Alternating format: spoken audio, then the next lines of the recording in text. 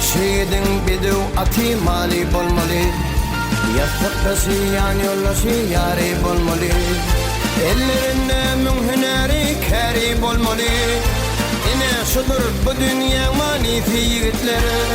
Menin size maslahatim.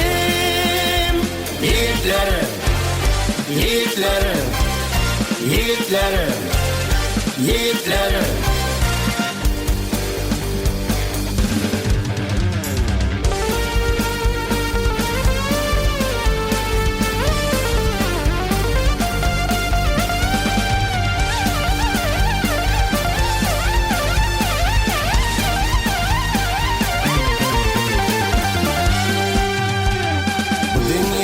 İdğalırıp ırbağı kimsiz, tan seherler iyiden turup rızkal tapınsız. Yaman işlerden dasturup ondan kaçınsız.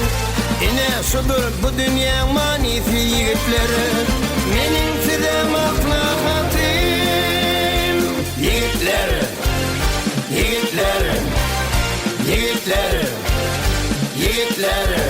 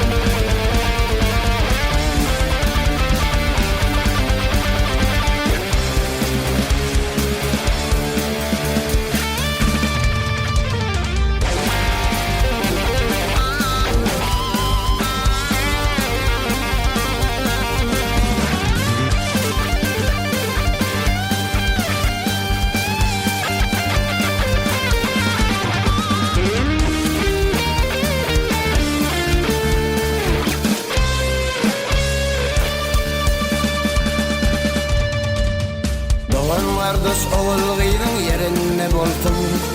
Yaşlı yaş kişilere hormatın olsun. Edin iyisin halk içine yadigar atın. Yine şudur bu dünya manisi yigitleri. Menin size maslahatim. Yigitleri, yigitleri, yigitleri, yigitleri, yigitleri, yigitleri. Yiğitlerim, yiğitlerim, yiğitlerim.